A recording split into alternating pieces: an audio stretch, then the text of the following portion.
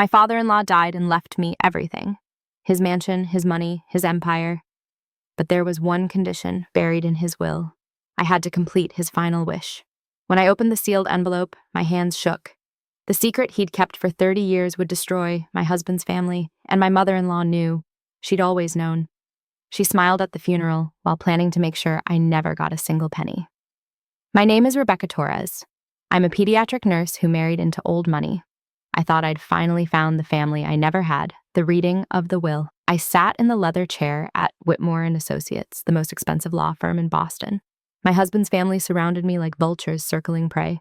Marcus sat to my right, his jaw tight. His mother Diane sat across from me, her perfectly manicured nails drumming on the mahogany table. His sister Jennifer glared at me with open hatred. The air conditioning hummed, but sweat gathered at the back of my neck. I'd never felt comfortable in rooms like this, rooms where people wore $1,000 suits and measured their words like gold coins. Mr. Whitmore, the senior partner, adjusted his wire-rimmed glasses. He was an old man with white hair and kind eyes. He'd known Robert Sullivan for 40 years. He cleared his throat, and the room fell silent. "Thank you all for coming," he said. His voice was gentle but firm.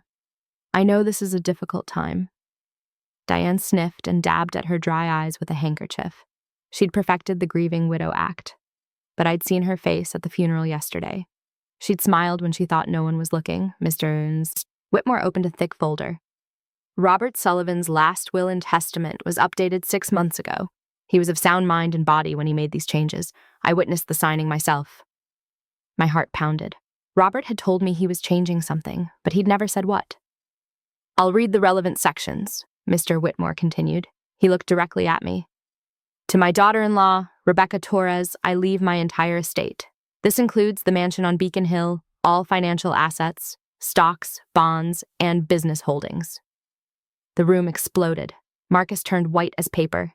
His jaw clenched so tight I heard his teeth grinding together. Jennifer screamed something I couldn't understand. But Diane stood up slowly, her face twisted with rage. "That's impossible!" she shrieked. "I'm his wife!"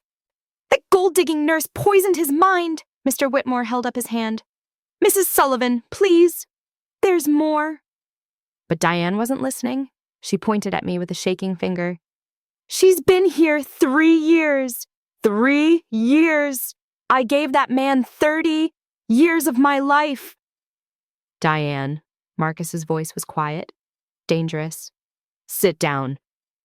She sat, but her eyes never left my face. If looks could kill, I'd be dead on that expensive carpet.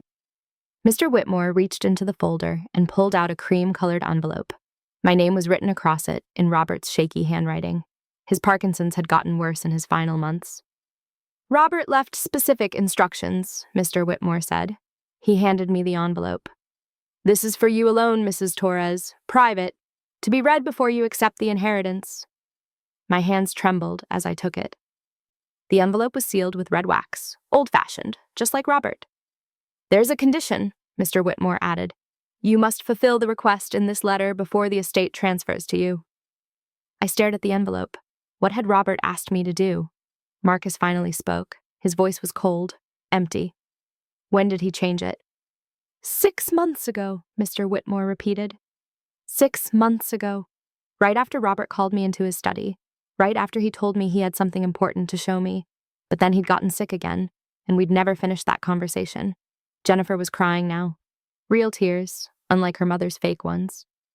"Daddy always loved you more," she said to me. Her voice was bitter. He never shut up about perfect Rebecca. That wasn't true. Robert had loved his children, but he'd also seen through Diane's lies. He told me once, late at night, when the pain medication made him honest, that he knew his wife had secrets, dark ones. "This meeting is over," Diane said. She stood again, gathering her designer purse. "My lawyer will be in touch. This will is invalid. Robert wasn't in his right mind." "Mrs. Sullivan," Mr. Whitmore said firmly. "Robert underwent a psychiatric evaluation before changing his will. He passed with perfect scores. This document will stand up in any court." Diane's face turned red. She leaned across the table, her eyes locked on mine. "You'll regret this, Rebecca. I promise you that."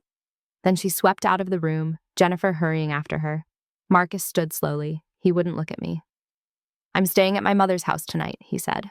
Then he left too. I sat alone with Mr. Whitmore and the sealed envelope that held my father-in-law's final secret. The secret wish revealed. I locked myself in the law firm's bathroom. My hands shook so badly I almost dropped the envelope twice. The fluorescent lights hummed overhead, making my reflection look ghostly in the mirror. I broke the wax seal. It crumbled into red dust on the white marble counter. Inside was a single sheet of paper, covered in Robert's handwriting. It was neater than his recent letters, written before the Parkinsons got really bad. "My dearest Rebecca," it began. I pressed my back against the door and started reading. "If you're reading this, I'm gone. I'm sorry to burden you with this task, but you're the only person I trust. You're the only one with the courage to do what needs to be done. I need to tell you something I've never told anyone. Something that's eaten at me for 30 years. Rebecca, I'm not Marcus's biological father. I've known since before he was born. I'm sterile. I have been since childhood. A bad case of mumps when I was 12.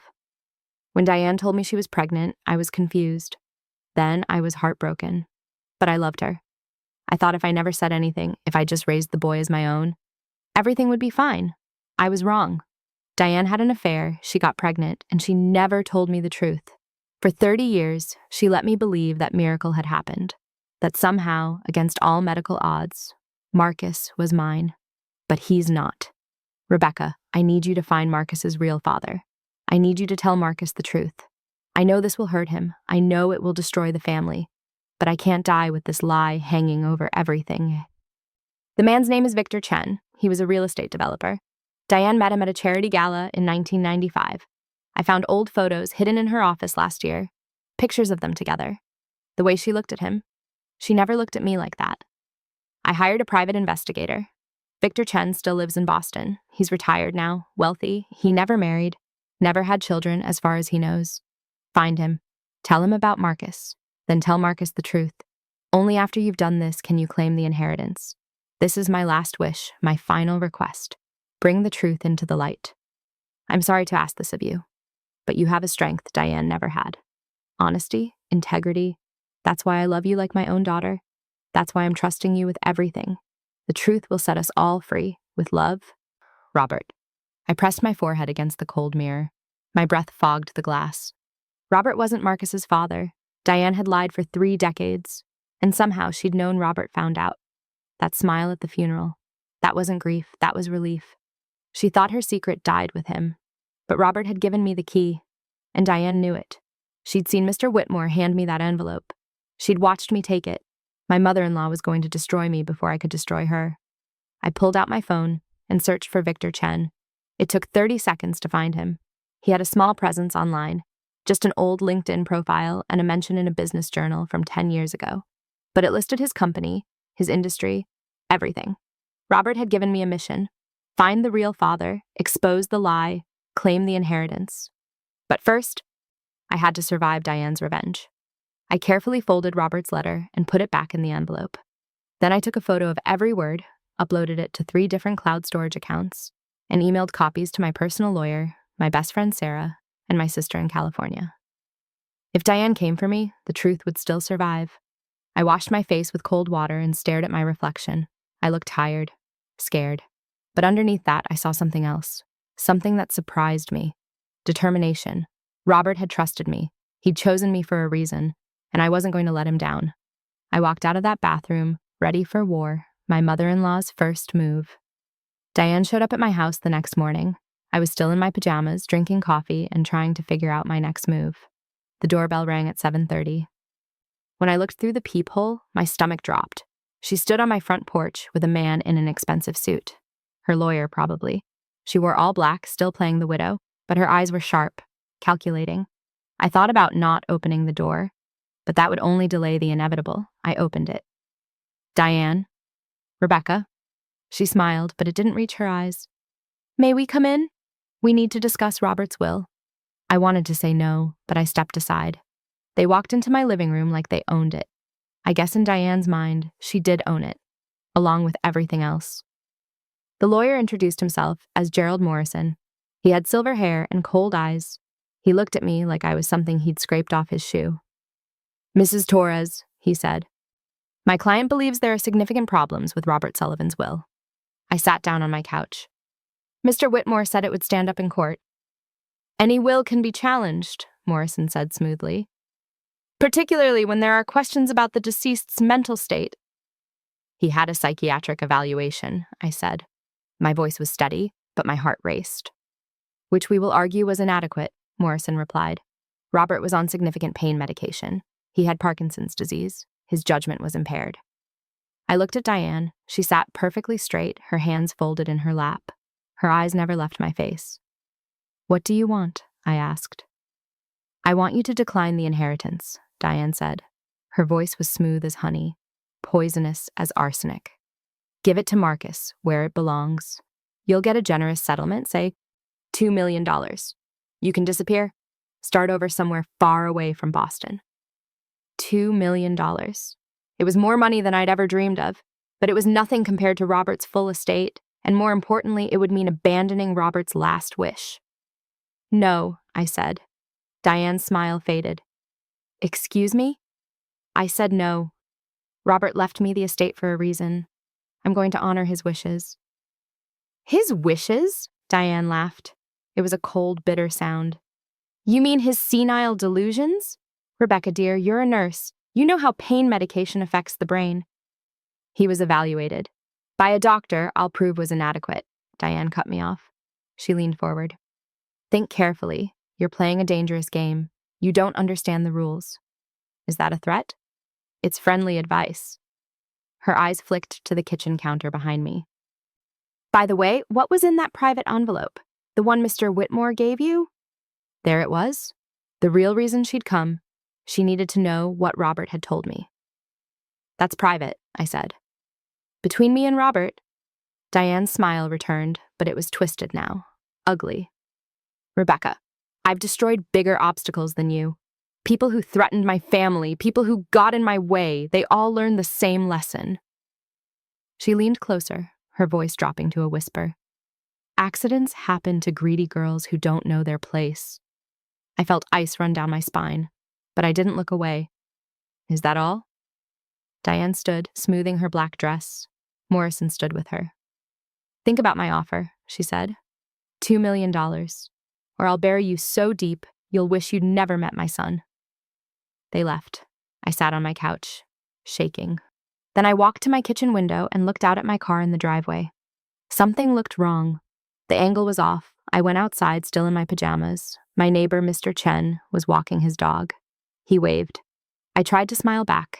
I crouched down and looked under my car. My brake line was cut, not all the way through, just enough that it would fail after a few miles of driving. Just enough to cause an accident. A fatal one. I pulled out my phone and called the police. Diane had made her first move, digging into the past. The police took my report, but they couldn't prove anything. No security cameras on my street, no witnesses. The officer said it was probably vandals, random crime, but I knew better. I had my car towed to a mechanic I trusted. Then I called an Uber and went to the Boston Public Library. If Diane wanted to play detective, so would I. The library's newspaper archive was in the basement. Rows and rows of old newspapers on microfilm. The librarian, an older woman with kind eyes, helped me set up the machine. I started with 1995. That's what Robert's letter had said. A charity gala. It took 2 hours. My eyes burned from staring at the tiny screen, but then I found it. Annual Children's Hospital Charity Gala raises $2 million. There was a photo. Diane, 30 years younger, stunning in a silver dress. And next to her, his hand on her waist, was a handsome Asian man in a tuxedo. The caption read, Diane Sullivan and Victor Chen, president of Chen Development Corporation, discuss the new pediatric wing. I stared at the photo. Victor Chen looked happy, confident. His eyes were on Diane like she was the only person in the room. And Diane, she was looking at him the same way. Not like she looked at Robert. This was different. This was real. I printed the article, then I searched for more. Victor Chen appeared in dozens of articles from the 90s, business deals, real estate developments. He'd been one of the most successful developers in New England. His company had dissolved in 2010. There was a small article about his retirement. After 15 years of success, Victor Chen is stepping back from the real estate world. I've built enough buildings, Fan, he said. Now I want to build a life. But he'd never married. No children mentioned in any article. because Diane had stolen his child and never told him. I found his last known address in a 2012 article about a charity donation. A penthouse in Back Bay, one of the most expensive neighborhoods in Boston. I wrote down the address, then I searched for a phone number. It took some creative Googling, but I found it. Or at least a number that might be his. My hand shook as I dialed. It rang 3 times. Then a man's voice answered. "Hello? Is this Victor Chen?" I asked. There was a pause. "Who's calling?" "My name is Rebecca Torres. I need to talk to you about Diane Sullivan." The silence stretched so long I thought he'd hung up. Then, "How do you know that name?" "She's my mother-in-law," I said. "Please, I need to meet with you. It's about something that happened 30 years ago." Another long pause. "Where?" "Anywhere you want. I can come to you." "The coffee shop on Newbury Street," he said. "Cafe Vittoria, tomorrow at 10. "I'll be there," I said. "Thank you." He hung up without saying goodbye. I sat in the library basement, my heart pounding. I was really going to do this. I was going to find Marcus's real father. I was going to expose Diane's 30-year lie. And I knew, with absolute certainty, that Diane would do anything to stop me. The librarian appeared at my shoulder. "Find what you were looking for?" I looked at the photo of young Diane and Victor, frozen in time, both of them smiling, neither knowing that their affair would create a secret that would destroy families decades later. "Yes," I said. I found exactly what I needed. I gathered my printouts and left the library. Outside, the spring sunshine felt too bright, too cheerful, like the world hadn't just shifted beneath my feet. I pulled out my phone and called Sarah, my best friend since nursing school. "I need you to be my witness," I said when she answered. "If anything happens to me, I need someone to know the truth." "Becca, you're scaring me," Sarah said. "What's going on?" "I'll explain everything, but first, can you meet me? I need to give you some documents." "Of course. My place in an hour?" "Perfect." I knew I was stepping into dangerous territory. Robert's letter had ignited something in me. Not just curiosity, not just a desire to help. Something deeper. I wanted justice. For Robert, for Marcus, who deserved to know the truth. For Victor, who'd lost 30 years with his son. And maybe, in some small way, for myself. For the girl who'd always been outside looking in. Who'd married into a wealthy family and never quite belonged. Now I had power, and I was going to use it. Meeting the real father, Cafe Vittoria was in the heart of Boston's North End, old-fashioned Italian place with checkered tablecloths and the smell of espresso in the air. I got there 15 minutes early and chose a table in the back corner. My hands wouldn't stop shaking. At exactly 10 o'clock, the door opened. An older Asian man walked in. He had silver hair, neatly trimmed, expensive casual clothes, pressed khakis, and a polo shirt. He looked around the cafe until his eyes landed on me. I raised my hand slightly. He walked over. "Rebecca?" he asked. "Victor, thank you for meeting me." He sat down across from me. Up close, I could see the lines around his eyes, the weight of years on his shoulders. He ordered an espresso. I already had coffee I couldn't drink. "Tell me why you're here," he said. No small talk. Straight to business. I pulled out my phone and showed him a photo of Marcus. "Do you know this man?" Victor's hand froze halfway to his coffee cup. He stared at the screen, his eyes filled with tears. "Who is he?" Victor asked, but his voice said he already knew. "His name is Marcus Sullivan. He's 30 years old, and he's your son." Victor's hands shook as he took my phone, zooming in on Marcus's face. "His nose," Victor whispered.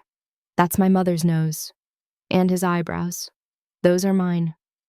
I let him look, watched as he studied every feature. His son, the son he never knew existed. "Diane was pregnant," I said quietly, "when she ended things with you." Victor set down the phone. A tear rolled down his cheek. "She just disappeared. One day we were planning to run away together. The next day, she wouldn't return my calls. I went to her house. Robert answered the door. He told me to stay away from his wife." "You didn't know?" "I thought she chose him. Chose money and status over me." Victor laughed bitterly. "I spent years angry, heartbroken. I never married because I compared every woman to Diane, and all this time, I had a son." I reached across the table and took his hand. He gripped it like a lifeline. "Tell me everything," he said. "Please." So I did. I told him about Robert's letter, about the inheritance, about discovering that Robert had known the truth all along, about Diane's threats. When I finished, Victor sat back in his chair. His jaw was tight. She stole 30 years from me. 30 years I could have known my son. There's more, I said. Marcus doesn't know. Robert wanted me to tell him the truth, but I don't know if I should. It will destroy him. Victor was quiet for a long time. The cafe bustled around us, people laughing, talking, living normal lives, while we sat in the corner discussing secrets that could break apart a family. Does he deserve to know? Victor finally asked. Yes, I said, but I'm terrified of what it will do to him. Marcus worships his father's memory. Robert raised him, loved him. Finding out Robert wasn't his biological father. But I am, Victor said softly, and I never got the chance to love him. Never got to teach him to ride a bike or help with homework or watch him graduate. Diane took all of that from me. He looked at me with fierce eyes. Tell him, please. I'll do whatever he needs. If he wants nothing to do with me, I'll respect that. But he deserves to know the truth, and I deserve a chance to know my son. I nodded. Diane will fight this. She'll try to destroy both of us. Victor smiled, but it wasn't friendly. Let her try. I've spent 30 years being successful, being wealthy. I can hire lawyers too. And unlike Diane, I actually care about Marcus. Not money, not status, my son. We talked for another hour. Victor told me about his life, about the hole that had been inside him since Diane left, about how he'd thrown himself into work to forget her. I built an empire because I had nothing else to build, he said. Now I know why. I was supposed to build a relationship with my son. When we finally stood to leave, Victor pulled me into a hug. Thank you, he whispered. Thank you for finding me, for giving me this gift. Robert trusted me to make this right, I said. I'm trying. You're doing more than trying. You're succeeding.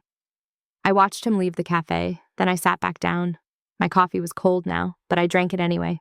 I'd found Marcus's real father. Now came the hard part, telling Marcus the truth, watching his world fall apart, and surviving whatever Diane did to stop me. The trap tightens. I saw the car following me 2 days later, black sedan with tinted windows. It stayed 3 cars back, but it was always there. When I went to the grocery store, when I drove to work, when I visited Sarah. Diane had hired a private investigator. She was watching me, photographing everyone I met. I wondered if she'd seen me with Victor, probably. At home, things were worse. Marcus still wouldn't speak to me. He'd moved completely into his mother's house. When I called, he didn't answer. When I texted, he left me on read. His sister Jennifer posted on social media about gold diggers who manipulate dying old men. Everyone knew she meant me. My phone exploded with messages from people I barely knew, most of them hateful. I stopped checking social media. Work became my refuge. The children's hospital where I worked didn't care about inheritance drama. They cared about sick kids who needed help. I threw myself into 12-hour shifts, anything to escape the nightmare my life had become. But even at work, I felt Diane's reach. My supervisor called me into her office on Thursday. Rebecca, we need to talk, she said. She looked uncomfortable. My stomach dropped. What's wrong? Someone filed a complaint. They said you've been stealing medication from the dispensary. What? That's insane. I would never. I know, my supervisor said quickly. I know you wouldn't, but we have to investigate. It's policy. I'm going to need you to take a leave of absence until this is resolved. I felt the walls closing in. How long? 2 weeks. Maybe more. I drove home in a daze, suspended from my job, followed by investigators, abandoned by my husband. All because I was trying to honor a dead man's wish. I pulled into my driveway and just sat in the car. I was so tired, so scared. My phone buzzed. A text from an unknown number. Withdraw. That was all. One word. But I knew it was from Diane. I went inside and poured myself a glass of wine. Then another. I sat at my kitchen table and stared at Robert's letter, which I'd framed and hung on my wall. A reminder of why I was doing this. I need you to be strong, I said to the empty room, to Robert's ghost, wherever he was. Because I'm not sure I can do this. My phone rang. Victor. Rebecca, we need to meet, he said. I have information. About what? About Diane. My lawyer did some digging. There are things you need to know.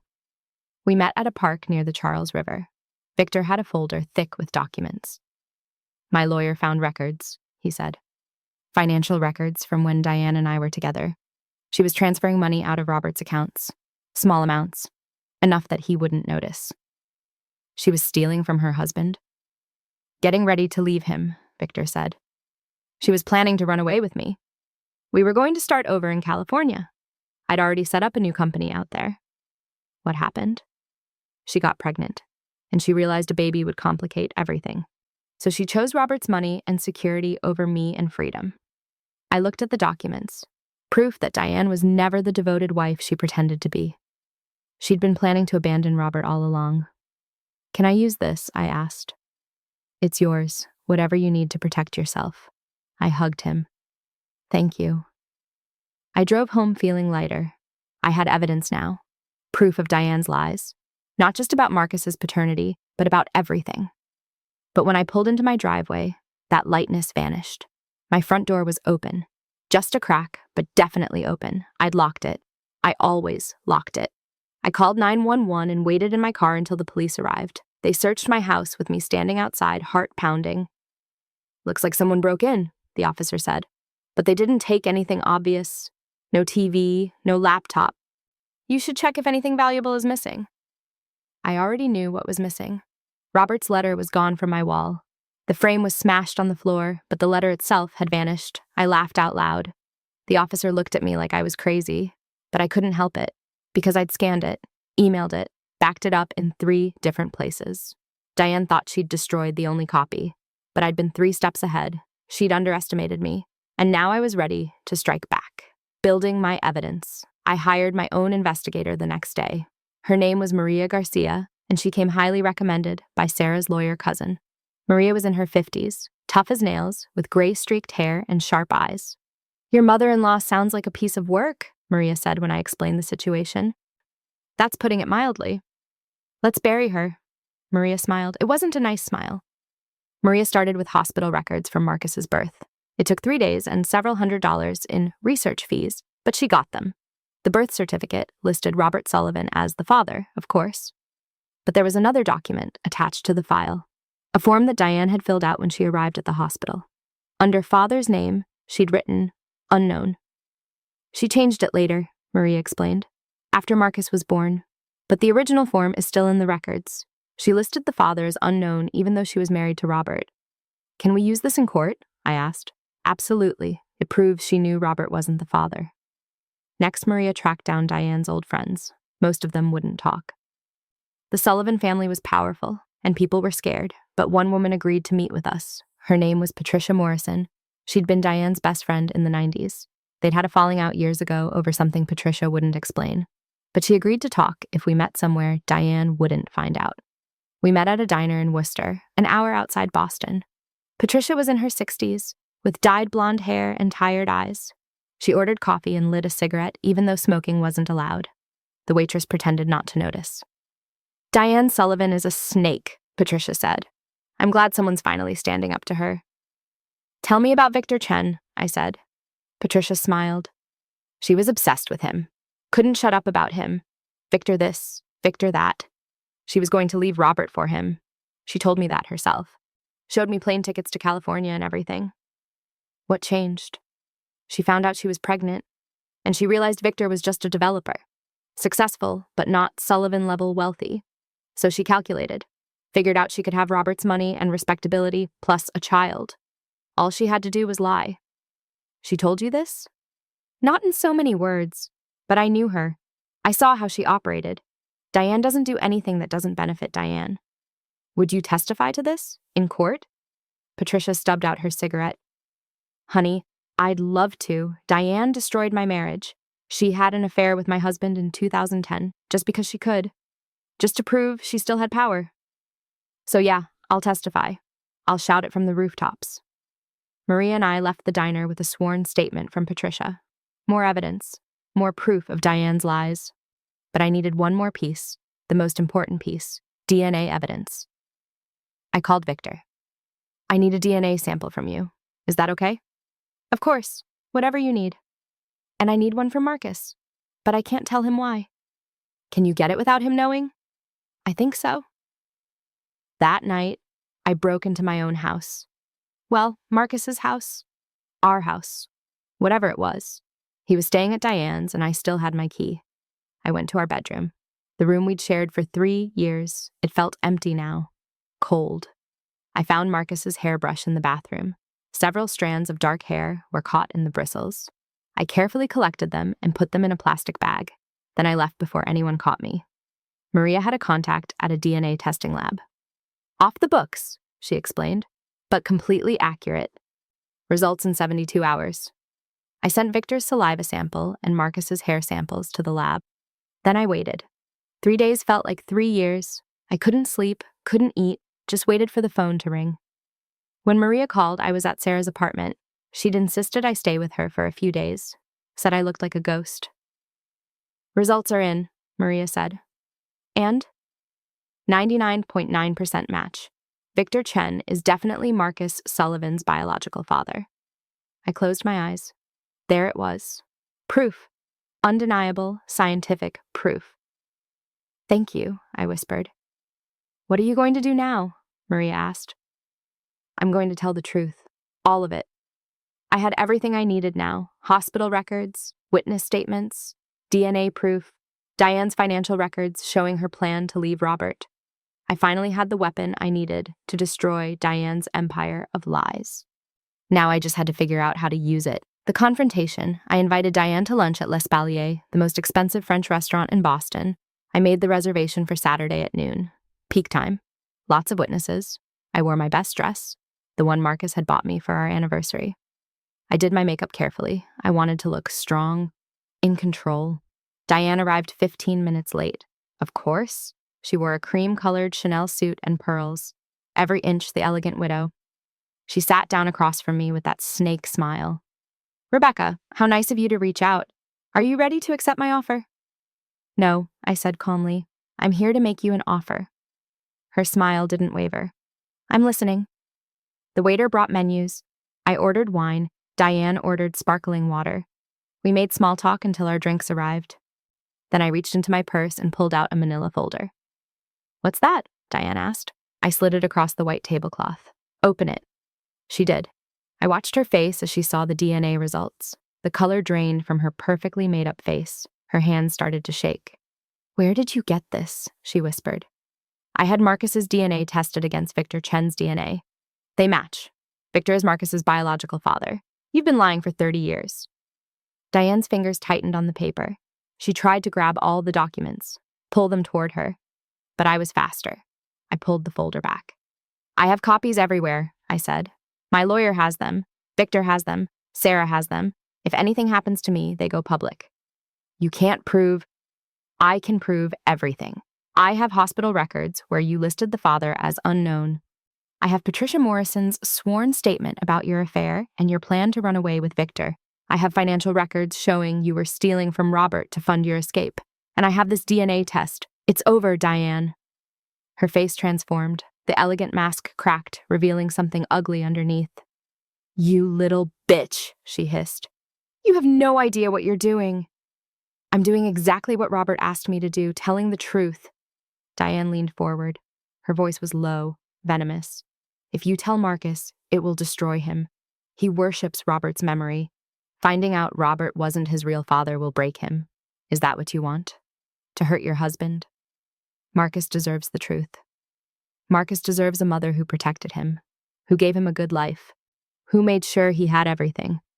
You mean Marcus deserves the lie you built?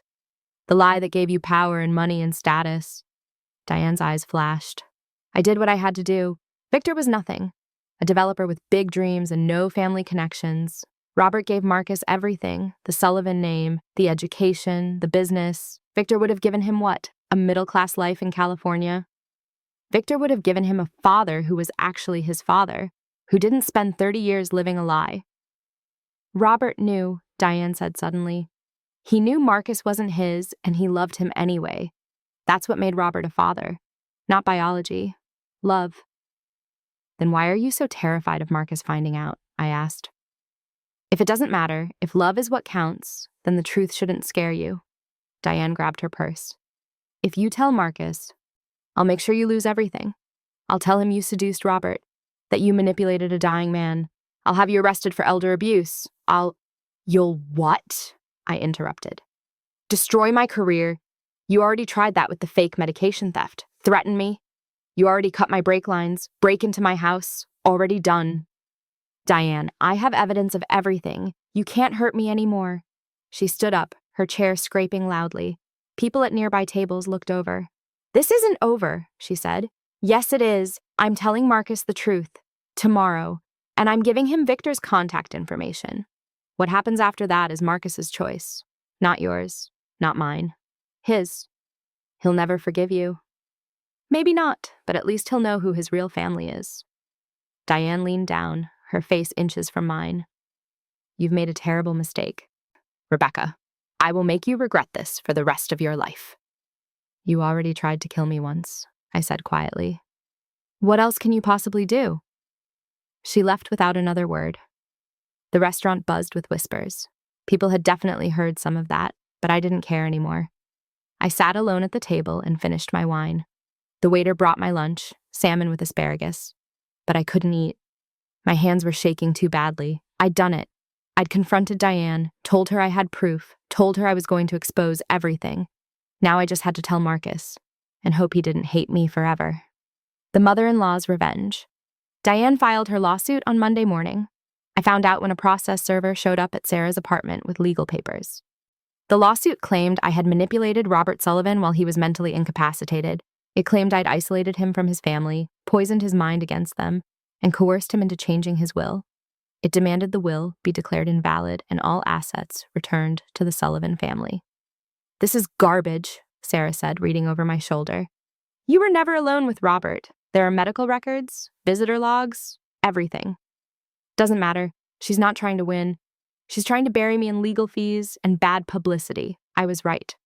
By Tuesday afternoon, the story was everywhere. Nurse accused of manipulating wealthy patient screamed the headlines. My photo was on the local news. People I'd never met were calling me a monster on social media. Wednesday morning, Marcus finally called me. We need to talk, he said. His voice was cold, distant. Okay, when? Now, meet me at the house. Our house. I hadn't been there in 2 weeks. I drove over, my stomach churning. Marcus was waiting in the living room. He looked terrible. Dark circles under his eyes, unshaven. He'd lost weight. Is it true? He asked before I even sat down. Did you manipulate my father? No, Marcus, your father trusted me with something important, that's all. My mother says you had an affair with him. I felt like I'd been slapped. That's a lie. Marcus, you know me. You know I would never. I don't know anything anymore. His voice cracked. My father left everything to you. Not to me, not to his own son, to his son's wife. Why would he do that unless... Because he wanted me to tell you something. Something your mother has been hiding for 30 years. Marcus looked at me like I was a stranger, a dangerous stranger. What are you talking about? This was it, the moment I'd been dreading. I could back down, take Diane's $2 million, disappear, let the lie continue, or I could honor Robert's final wish.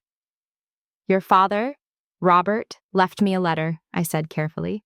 He asked me to do something for him, something that would hurt you, but something you deserve to know. What? I pulled out my phone, showed him the photo of Robert's letter. Read it. Marcus took my phone. I watched his face as he read, watched confusion turn to shock, shock turned to horror. This is bullshit, he said. My dad was my dad. This is insane. I had your DNA tested against Victor Chen's DNA. Marcus, I'm sorry, but it's true. Robert wasn't your biological father. Marcus threw my phone across the room. It hit the wall and cracked. You're lying! My mother said you'd try something like this. I have proof. DNA results, hospital records, everything. I don't believe you, he was shouting now. You're making this up to justify stealing my father's money. Marcus, please, get out! His voice dropped to a whisper. Dangerous. Get out of my house. If I see you again, I'm calling the police. Victor Chen wants to meet you, I said desperately. Your biological father. He never knew you existed. Diane never told him she was pregnant. He's a good man. I said, get out! I left. What else could I do? I sat in my car and cried. Great, heaving sobs that made my chest hurt. I'd lost everything, my husband, my home, my reputation, all to honor a dead man's wish. That afternoon, I got a call from my supervisor at the hospital. Rebecca, I'm so sorry. The board has decided to terminate your employment. The allegations, the lawsuit, the publicity, it's too much. I didn't do anything wrong, I said numbly. I know, but it doesn't matter. I'm sorry. She hung up. An hour later, Sarah called. Becca, there are reporters outside my building. They're asking my neighbors about you. I think you need to leave. Where am I supposed to go? I don't know, but if they find you here, it'll be a circus. I checked into a cheap motel under a fake name, paid cash, sat on the lumpy bed and stared at the water-stained ceiling. My phone buzzed, a text from Diane, withdraw. Just that one word. But I knew what she meant. Withdraw the claim to the inheritance. Disappear. Or she'd destroy whatever was left of my life. I stood in that empty motel room and realized she would actually do it. She would burn my entire life down to keep her secret buried. But I'd already lit the match, and I wasn't going to let her put out the fire. Inheritance and truth. I scheduled the family meeting for Friday at 2 o'clock at Robert's mansion on Beacon Hill. The house that would be mine if I succeeded. The house I'd probably never live in either way. I invited Marcus, Diane, Jennifer, Victor, and all the lawyers, mine, Diane's, and Mr. Whitmore. Diane tried to refuse. Her lawyer called mine, threatening more lawsuits if I went forward, but Mr. Whitmore backed me up. He said as executor of Robert's estate, he required all parties present for a final reading of additional documents. It was a lie. But it got everyone in the room. I arrived early. The mansion felt like a museum, cold and empty without Robert. I set up in the library, his favorite room, leather chairs, floor-to-ceiling bookshelves, a fireplace that hadn't been lit since his death. Victor arrived first. He looked nervous. Are you sure about this? Yes, no, but it's what Robert wanted. Mr. Whitmore came next. Then my lawyer, a sharp woman named Andrea Chen. Then Diane's lawyer, Morrison, looking smug. Finally, Marcus and Diane arrived together. Jennifer wasn't with them. Marcus wouldn't look at me. Diane smiled her snake smile. Let's get this over with, Diane said. Rebecca is going to withdraw her fraudulent claim, and we can all move on. Actually, I said, I'm here to fulfill Robert's final wish, the condition in his will. Marcus's head snapped up. What condition? Mr. Whitmore cleared his throat. Robert's will stipulated that Rebecca must complete a specific task before inheriting. That task involved revealing certain truths about the Sullivan family. What truths? Marcus asked. I looked at Diane. She was pale. Her hands gripped her purse so tight her knuckles were white. Marcus, I said gently, there's someone I need you to meet. I gestured to Victor. This is Victor Chen. Marcus looked confused. Okay, who is he? Victor stood up. His hands were shaking. Marcus, I'm your biological father. The room went silent. You could have heard a pin drop. Marcus laughed. It was a harsh, bitter sound. Not this again. Rebecca, this is insane. I have proof, I said. I handed him the folder. DNA results, hospital records, witness statements. Your mother had an affair with Victor in 1995. She got pregnant. She never told him. She let Robert raise you as his own son, knowing the entire time that you weren't his biological child. Marcus opened the folder. I watched his face as he read. The color drained away. His hands started shaking. Mom, he looked at Diane. Tell her this is crazy. Tell her it's a lie. Diane opened her mouth, closed it, opened it again. Marcus, honey, it's more complicated than... Is it true? His voice was barely a whisper. Diane looked at me with pure hatred. Then she looked at her son. Yes, she said finally. But Robert knew. He knew and he loved you anyway. That's what made him your father. He knew? Marcus's voice cracked. Dad knew I wasn't his and he never told me? He wanted to protect you, Diane said. We both did. You lied to me for 30 years, Marcus shouted. He stood up, the chair falling backward. Both of you! My entire life is a lie. No, Victor said quietly. He stepped forward. Your life isn't a lie. You were loved. By Robert. By your mother, in her way. and you would have been loved by me if I'd known you existed." Marcus looked at Victor like he was seeing him for the first time, really seeing him. "You didn't know? Your mother ended our relationship without telling me she was pregnant. I spent 30 years wondering what happened, why she left, and all this time I had a son." Tears rolled down Victor's face. "I missed everything. Your first steps, your first words, teaching you to ride a bike, watching you grow up. Your mother took all of that from me, but I'm here now, if you'll let me be." Marcus stared at him, then at Diane, then at the DNA results in his hands. "I need air," he said. He walked out of the library. We heard the front door slam. Diane stood. "This is your fault," she said to me. "You've destroyed my family." "You destroyed your family 30 years ago," I replied, "when you lied to everyone who loved you." "The will stands," Mr. Whitmore said. "Rebecca fulfilled Robert's condition. The estate transfers to her, effective immediately." Diane's lawyer started to argue, but Mr. Whitmore cut him off. "There's more. Robert left another letter, this one for Marcus." He handed me a second envelope. I hadn't known it existed. "Robert asked that this be given to Marcus after the truth came out," Mr. Whitmore explained. I went outside, found Marcus sitting on the front steps, his head in his hands. I sat down next to him. "Robert left you a letter," I said softly. "He wanted you to have it." Marcus took the envelope with shaking hands. He opened it and read silently. I watched tears stream down his face. When he finished, he handed it to me. "Read it." I did. "My dearest son, if you're reading this, you know the truth. I'm sorry I never told you myself. I was a coward. But I want you to understand something. Biology doesn't make a father. Love does. I loved you from the moment your mother told me she was pregnant. I loved you when you were born. I loved you every single day of your life. You are my son. Not because of DNA, but because I chose you. Every day I chose you. Your mother made mistakes, but she gave me the greatest gift of my life. You. For that, I'll always be grateful to her, even if I couldn't forgive her lies. Victor Chen is a good man. I had him investigated years ago. He never knew about you. He deserves a chance to know his son. But Marcus, you get to decide what that relationship looks like. You're not betraying me by meeting him, by loving him, by having two fathers. You have room in your heart for both of us. I left everything to Rebecca because I knew she would tell you the truth. Because she's stronger than me, braver than me. She'll make sure you know what really happened. Take care of her son. She's family too. I love you. I'll always love you. Nothing can change that, Dad. I folded the letter carefully. Marcus was crying openly now. "He always knew," Marcus whispered. "He always knew, and he loved me anyway." "He loved you completely," I said. "Biology didn't matter to him. You were his son." Marcus looked at me, really looked at me.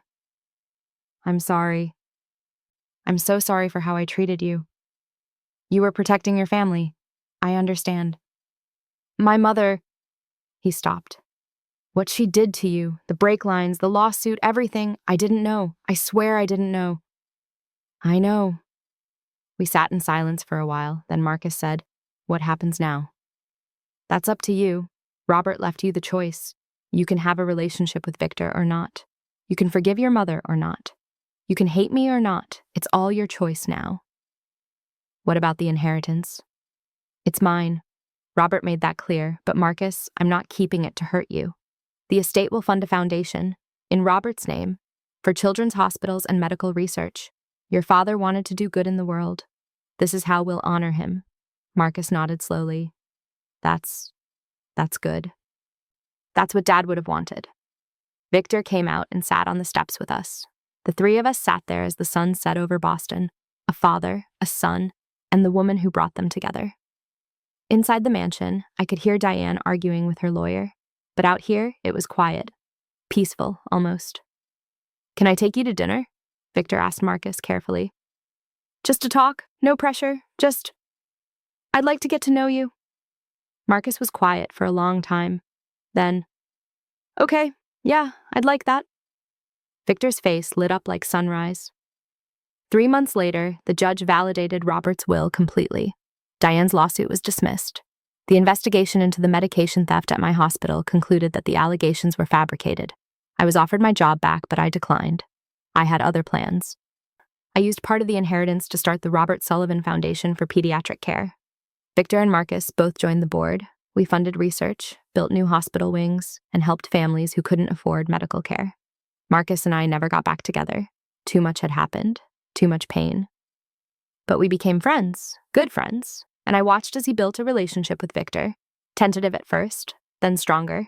Diane never apologized, never admitted she was wrong, but her power was broken, her secrets were exposed, and Marcus kept his distance from her, which hurt her more than any lawsuit could have.